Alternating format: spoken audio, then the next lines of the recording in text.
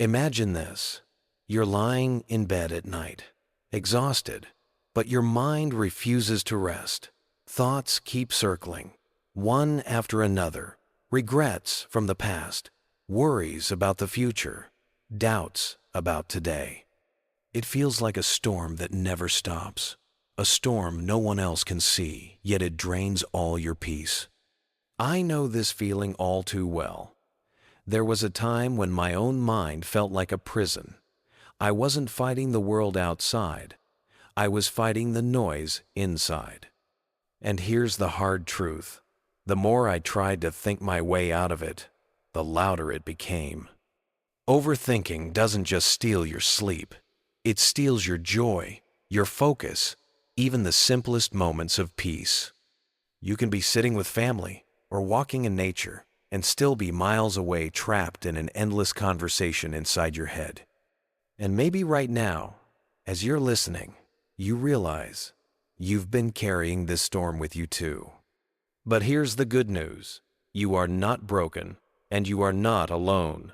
For over 2,500 years, Buddhist wisdom has offered a simple, timeless way to calm the restless mind. It doesn't require you to escape to a monastery or sit in silence for hours. These teachings are practical, they're gentle, and they remind us of something we've forgotten. Peace isn't out there, it's already here, waiting within us. When I first came across these teachings, I was skeptical. How can something so simple stop a mind that never stops? But little by little, I realized I had been looking in the wrong place. Overthinking isn't solved by thinking harder. It's solved by learning how to let go, how to trust, and how to come back to the only moment we really have, this one. And that's what this video is about. Together, we're going to explore 6 powerful Buddhist teachings that can help you stop overthinking and return to mindfulness. Each one is like a small key, a way to unlock the storm inside your mind and open the door to calm. By the end of this video, I'll also share a 7th lesson, one that's rarely talked about but has the power to completely change how you see not only your thoughts, but your entire life. It's something I wish I had learned years earlier, because it would have saved me so much pain. So if you've ever felt trapped inside your head, if you've ever wished for silence in a noisy world, stay with me, because peace is closer than you think. And in just a few minutes, you'll see how these timeless teachings can help you find it again. Part 1. Stay in the present moment. There's a story I'll never forget. A monk and his young student were walking along a river. The monk stepped into the water with ease, but the student froze at the edge. He was afraid the current would sweep him away. The monk turned and said, "The river always flows, but to cross safely, you must be present and trust each step." That line, it has stayed with me for years. Because isn't that what overthinking feels like? Standing at the edge of life, paralyzed, imagining everything that could go wrong. While the river keeps flowing, we hesitate, caught in the what-ifs. The truth is, most of our suffering comes from leaving the present moment. We replay the past like a movie we can't change. We worry about a future that hasn't even arrived.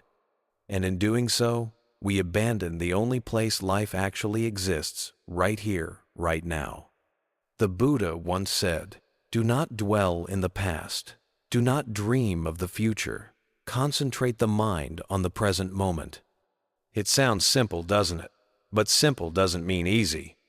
When I first tried to live this way, I noticed how restless my mind really was.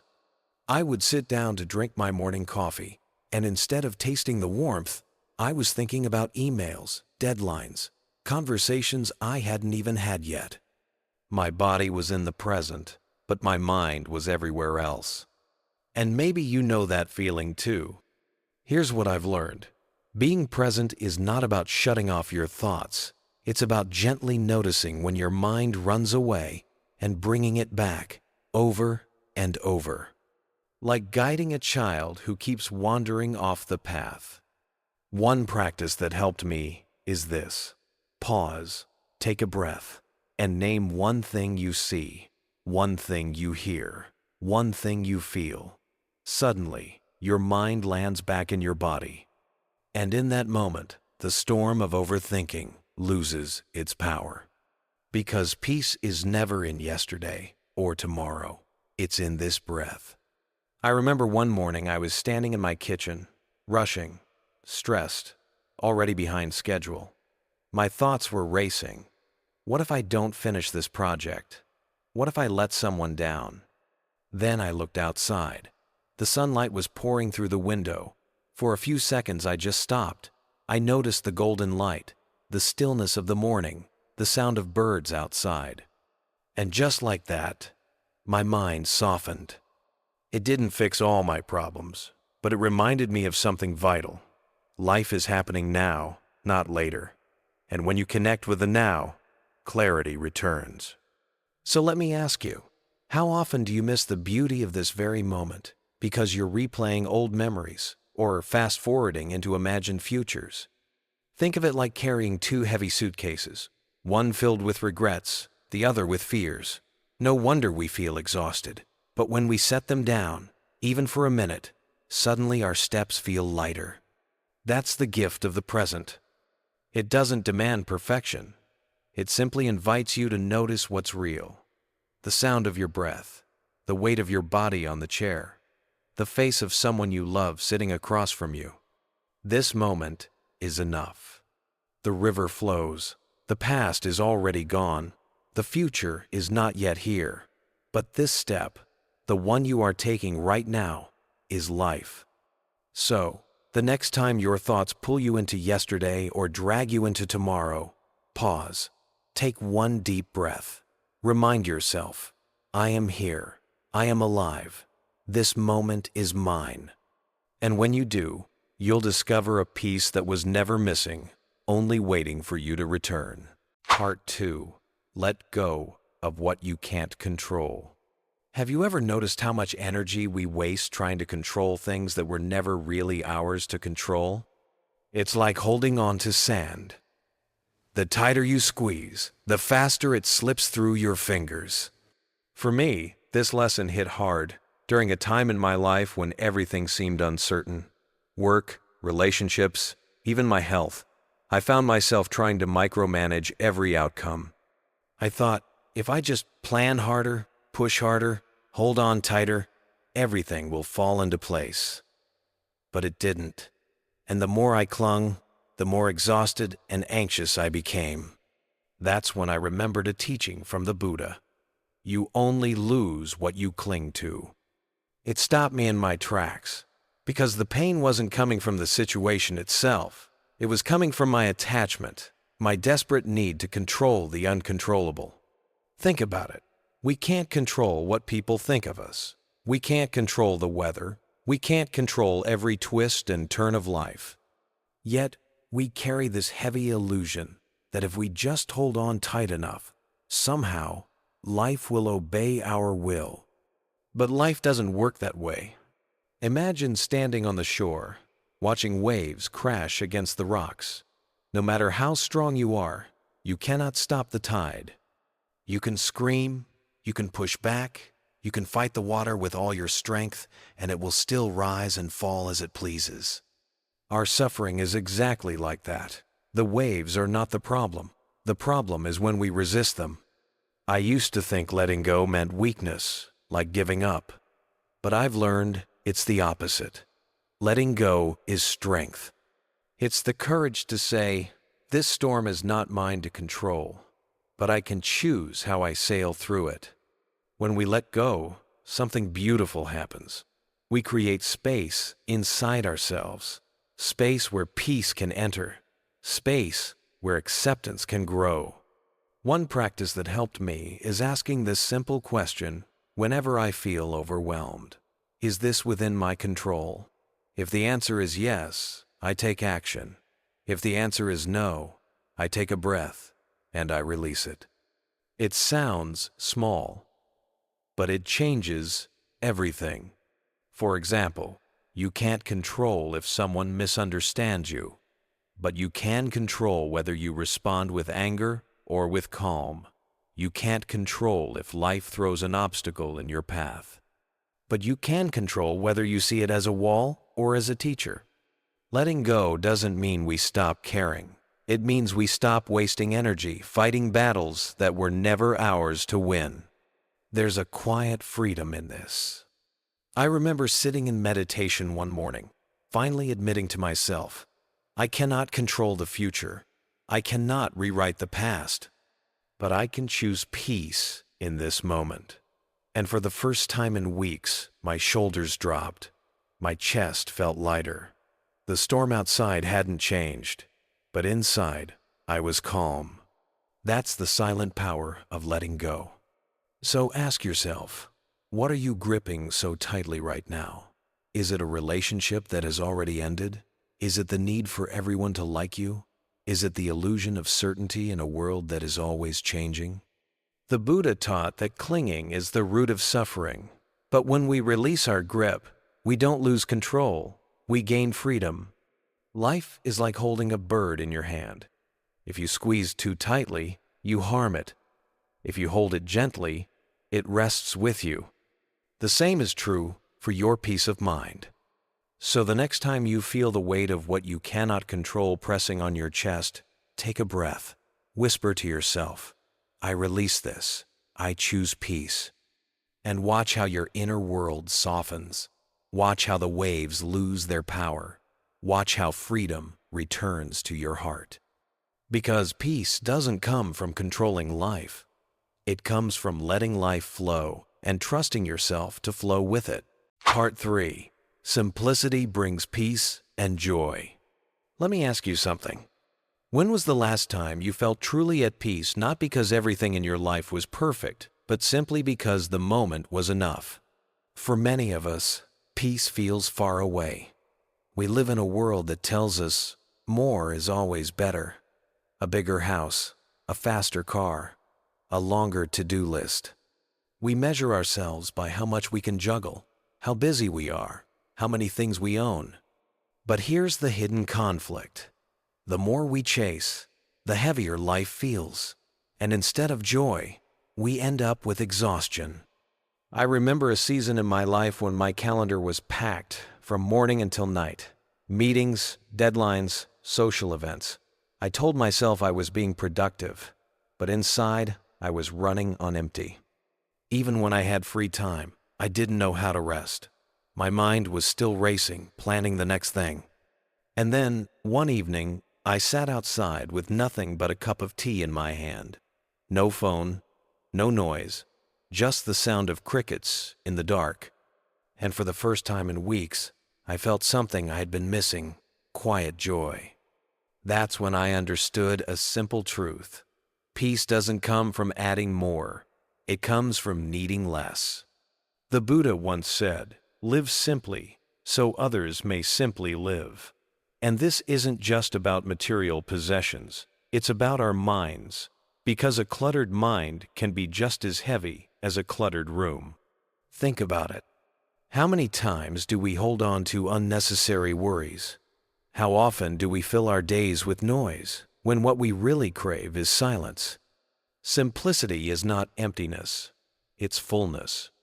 When we strip away what doesn't matter, what remains becomes more beautiful. A shared laugh with a friend, the warmth of sunlight on your face, the taste of fresh bread. These small, ordinary moments reveal their richness when we stop drowning in excess. But here's the challenge. Simplicity goes against everything the world teaches us. Society tells us our value is in how much we achieve, how much we own, how fast we move. To slow down feels almost rebellious. And yet, in that slowing down, life finally feels real. One practical way I practice this is by asking, do I really need this? Whether it's buying something new, saying yes to another commitment, or even holding on to a thought, do I really need it? More often than not, the answer is no. And every time I let go of what I don't need, I feel lighter. Here's another practice. Choose one part of your day to make simple on purpose. Maybe it's eating a meal without your phone. Maybe it's going for a walk without headphones. Maybe it's just breathing for 2 minutes in silence. It sounds small, but small simplicity creates big peace. Because peace doesn't shout, it whispers, and to hear it, we need space. I think of simplicity like clearing a window. When the glass is cluttered with dust, we can't see clearly, but when it's clean, the light pours in. In the same way, when we simplify our lives, the light of joy pours back into our hearts. So I'll ask you again, when was the last time you felt at peace? Not because everything was perfect, but because you allowed yourself to rest in the simplicity of now. The Buddha's wisdom reminds us that we don't have to chase happiness.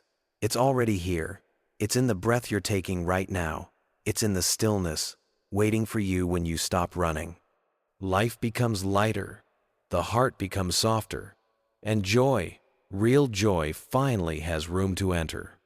So maybe the secret isn't in adding more. Maybe the secret is in choosing less.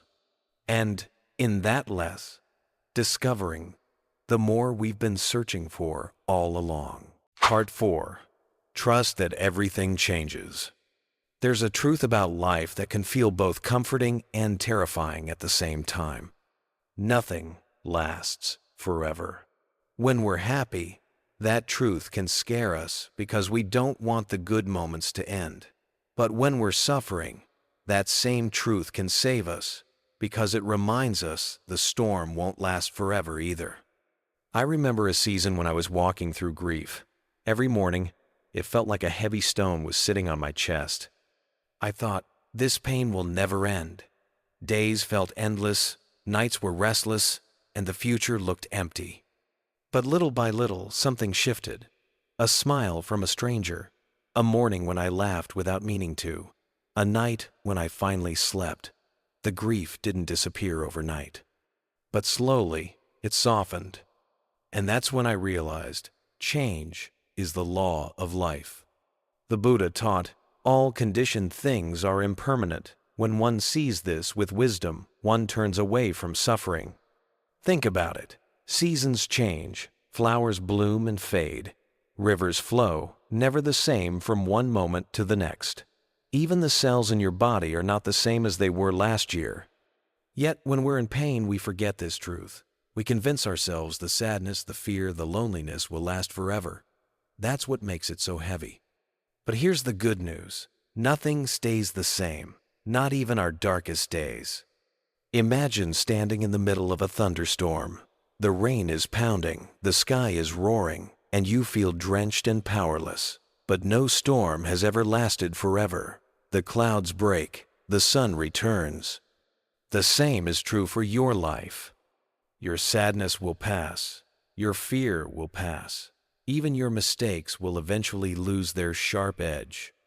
When we truly understand impermanence, something shifts inside us. We stop clinging so tightly to what's pleasant. We stop fearing what's unpleasant. We begin to trust the flow of life. I used to resist this truth. I wanted to hold on to happiness forever and push away anything painful. But that resistance only made life harder. When I finally accepted that everything changes, I felt a quiet freedom. Here's a practice that helps me. When I'm in pain, I remind myself, this too shall pass. And when I'm in joy, I remind myself, this too shall pass. Not as a reason to fear joy, but as a reminder to fully embrace it while it's here. Because impermanence doesn't just bring hope in suffering, it also teaches us to cherish the sweetness of life.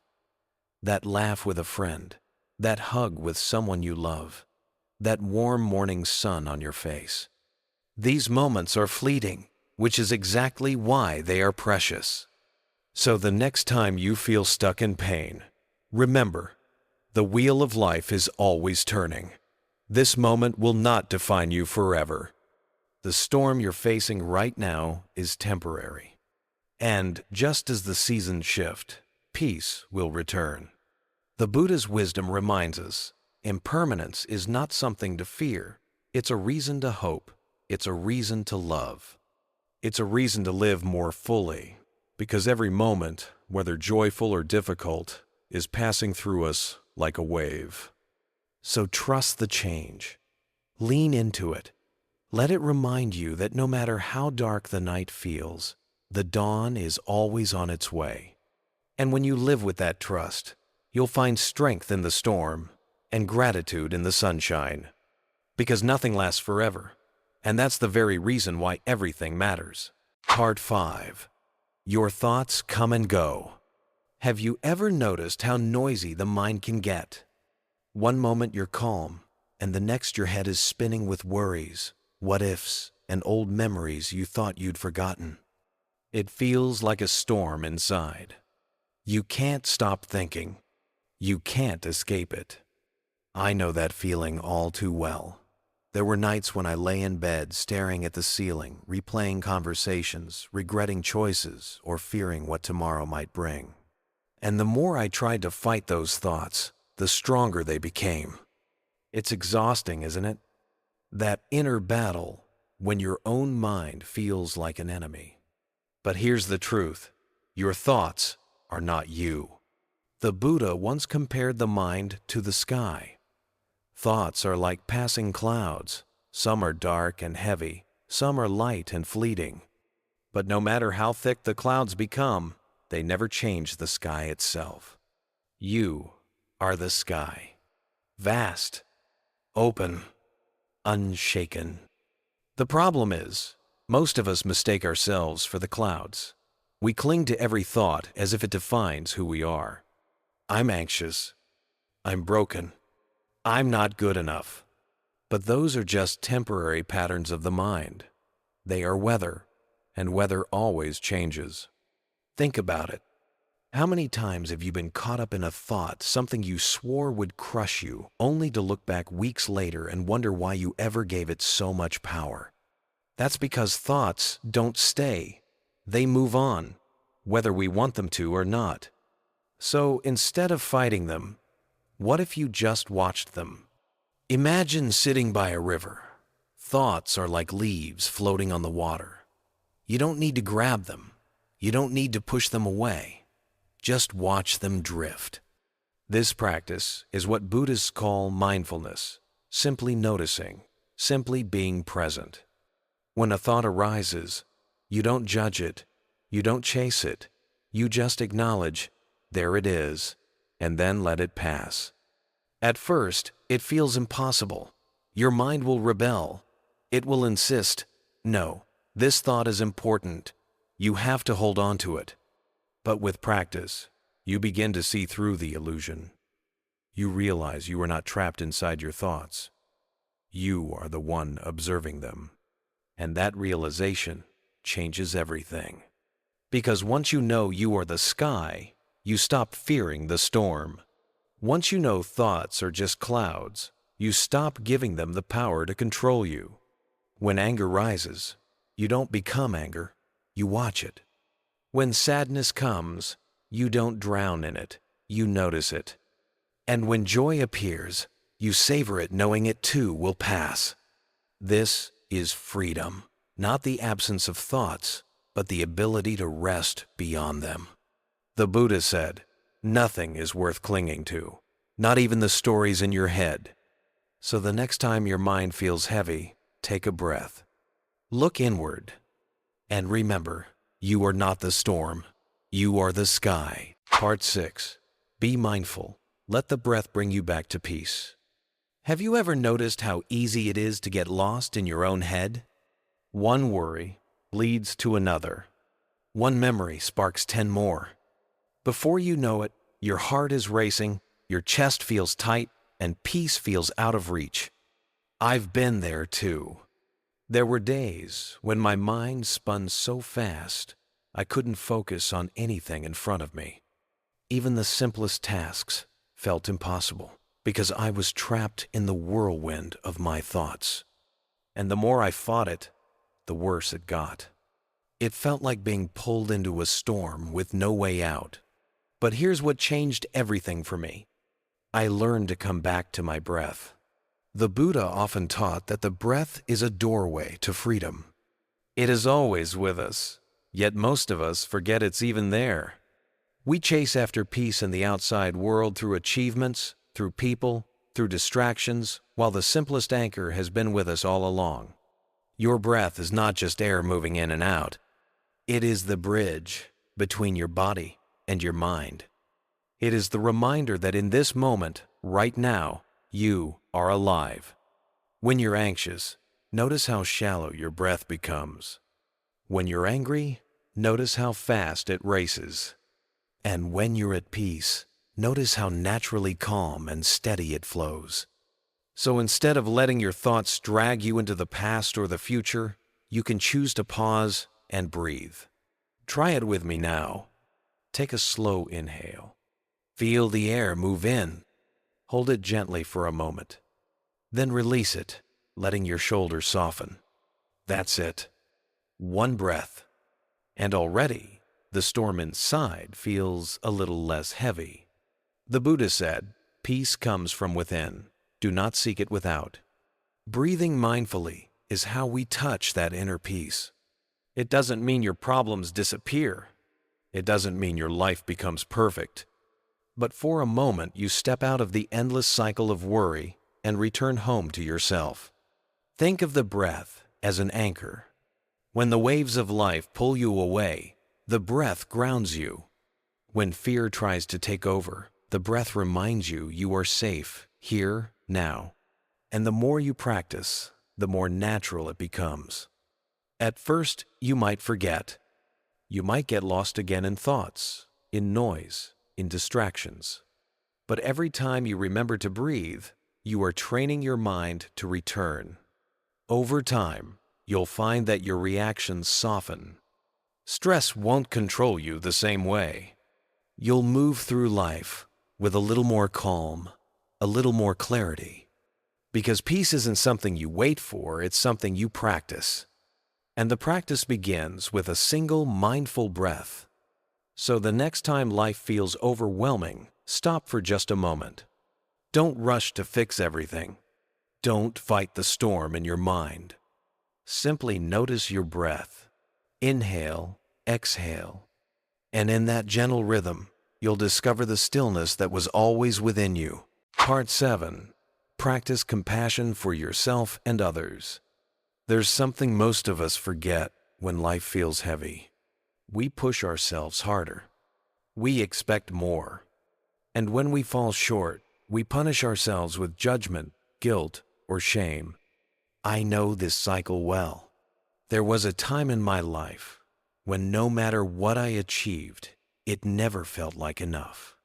I'd wake up already tense, already criticizing myself for the day ahead. And the more I demanded perfection, the more disconnected I felt not just from myself, but from everyone around me. Here's the truth.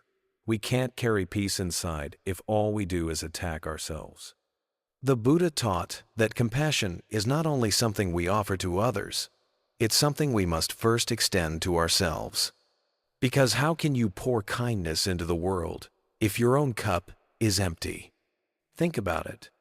When you're gentle with yourself, even in failure, you create space to grow. When you forgive yourself for being human, you also learn to forgive others. And suddenly, the walls between you and the world begin to dissolve. Compassion is not weakness. It doesn't mean letting people walk all over you. It means recognizing that every being, including you, is doing their best with the awareness they have. The Buddha once said, "Hatred does not cease by hatred, but only by love. This is the eternal rule." If we want to end the cycle of stress, conflict, and division, it has to begin with kindness.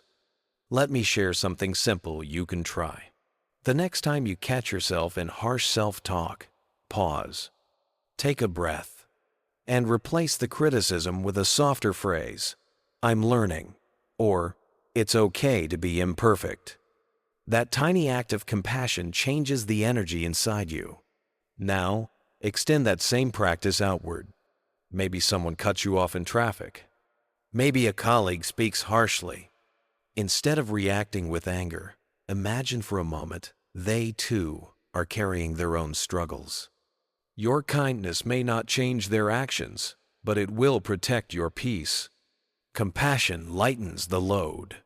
It softens the sharp edges of the world, and it creates a sense of connection that no amount of success or control can give you. The beautiful part is this: compassion is contagious. When you're kind, you inspire kindness in others. When you smile, someone else softens. And slowly, almost invisibly, the circle of peace grows. But it all begins inside. You can't offer what you refuse to give yourself. So, start small. Treat yourself as you would treat a dear friend. Give yourself permission to rest. Speak to yourself with tenderness. And from that place, let compassion flow outward, like ripples in a pond. Imagine a world where we all live this way. Less judgment, less division, more understanding, more care. It might feel like a dream, but it begins here. With one person, with one choice, with one compassionate breath. So today, as you move through the noise of life, remember this: mindfulness steadies the mind, but compassion heals the heart. Together, they create the path back to peace. Summary of key points and conclusion. So let's come back to the question we began with. How do you truly overcome overthinking? Not by fighting your thoughts, not by forcing your mind to be silent, but by learning to let go, to soften, to come home to yourself. We've walked through this together, step by step. First, by letting go of what you can't control, because peace begins where control ends. Then, by choosing simplicity. When life is lighter, joy flows in naturally, by trusting that everything changes, even pain, even fear. Storms pass, and the sky clears. We learn to see thoughts as clouds drifting through the vast sky of the mind. They don't define you. You are the open space behind them. We found an anchor in the breath, a simple inhale, a gentle exhale, each one pulling you back from the storm and into the calm that was always waiting. And finally, compassion, for yourself and for others. Because kindness softens the hardest edges of life. It turns isolation into connection and struggle into understanding. When you weave all these together, you begin to see something profound. Overthinking isn't an enemy you must defeat. It's simply a signal, a reminder to return to presence, to simplify, to breathe, to love. The Buddha once said, "Peace comes from within. Do not seek it without." And that's the heart of it, isn't it? Peace isn't somewhere out there. It's not in the next solution, the next success, the next answer. It's already here, inside you, waiting to be remembered. So the next time your mind feels heavy, try this. Pause. Notice your breath. Speak to yourself gently, and trust that the storm will pass. This journey isn't about perfection. It's about practice. Each small step is a return to yourself. And with every return, life feels a little lighter, a little freer, a little more your own. Maybe as you listen today, someone came to mind: a friend, a family member, someone you love who struggles with an overthinking mind. If so, share this message with them. It might be the reminder they've been longing to hear. And if these words touched you, let them stay with you tonight. Let them guide you tomorrow. And if you'd like to continue walking this path of wisdom and peace together, I invite you to join me here again. You can subscribe to Buddha Wisdom for more reflections like this, but only if it feels right for you. Thank you for staying with me until the end of this journey. Your presence here is not just support, it's connection. It's proof that none of us walks alone. May you find peace in your breath. May you find kindness in your heart. And may you carry that peace into the lives of those around you. This video may be ending, but your journey into calm, clarity and compassion has only just begun.